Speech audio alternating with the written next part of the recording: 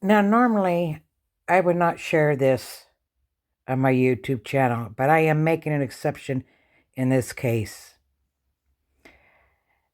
Watch the video, but before you do, let me explain to you something. She could very much still be alive. As someone who's been homeless, I know she doesn't have a phone, and when you become homeless for whatever reason, and I don't understand why she didn't contact family when she found herself homeless. I don't. Well, yeah, I do. When you first come homeless, first thing you do is you distance yourself. There's certain people you don't want to know that you're homeless. There's people that I knew to this day never knew I was homeless because you tend to cut yourself off from them.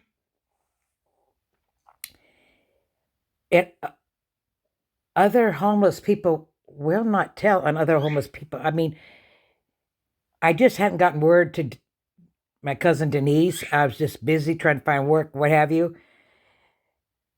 They actually went down asking other homeless people had they seen me, which they had, and lied to them. Of course, my case, I wasn't reported missing by turns out just a hair, because Danita's daughter saw me at the grocery store, coming out of the grocery store. So it's very probable that she's out there not contacting family because she was couch searching, surfing couches, and doesn't want her mom to know. Uh, doesn't want other people to know. Or she doesn't want her ex-boyfriend to find her. There's 100 reasons. So this is why I'm sharing it on my channel. If you happen to see her, please contact the authorities. Hey, my little tater tots and the rest of TikTok, I need your help. We all know the beautiful things this app can do. And right now, or has been, there's a mama by the name of Jennifer Santinello. I'm going to tag her, but I'm also going to showcase her video on my account so that it can garner more attention. Her daughter has been missing since June 27th of 2023, and the last place she was seen was the Marble Slab Creamery in Tennessee. So I'm going to showcase her video so that more eyes can see it. And if you could like, boost, post, share to any social medias you have to get the word out. So here we go. Hi, my name is Jennifer. If you're seeing my face for the first time today, it's probably because you're an incredibly compassionate human being who has an interest in true crime. This is my daughter, Layla. 4 months ago, Layla vanished. She had been living with her boyfriend at his mother's house in Kingsport, Tennessee, and they had an argument on a Friday night. Layla walked out of the house and went out with friends. She proceeded to spend the rest of the weekend going from friend to friend to friend. We were able to track those movements later. She seemed to be trying to avoid her boyfriend, or ex-boyfriend at this point. They had had a falling out. I don't know if they officially broke up, but she didn't want to see him at the time. He started to panic about 24 hours into that, and he reached out to myself and Layla's father. I got the feeling that he was manipulating us, trying to convince us to help him find her when she didn't want to be found.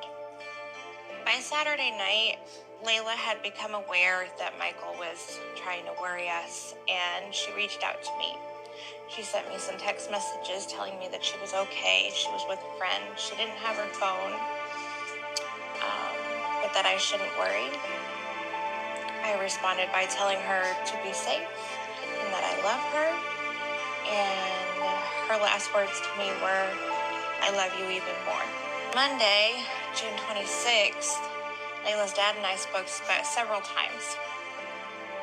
I felt that she was avoiding her boyfriend. He felt something was wrong.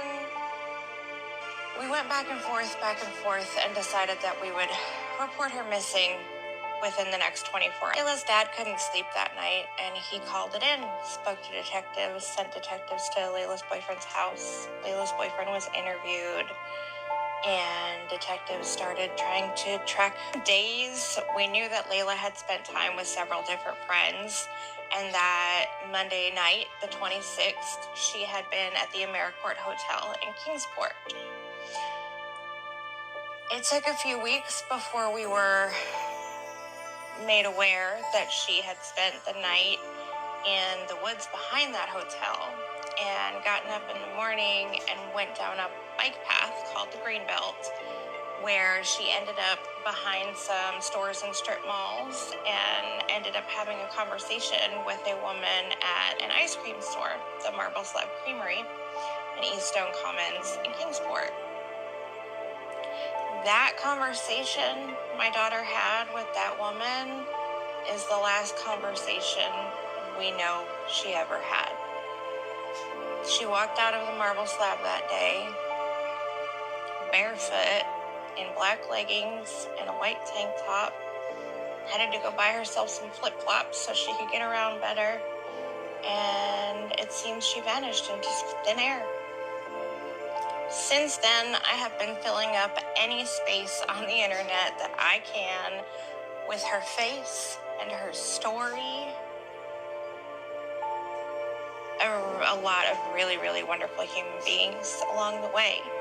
And I am so grateful for each and every one of them. I am so grateful for all of your words of encouragement and your compassion and the help that you've given us.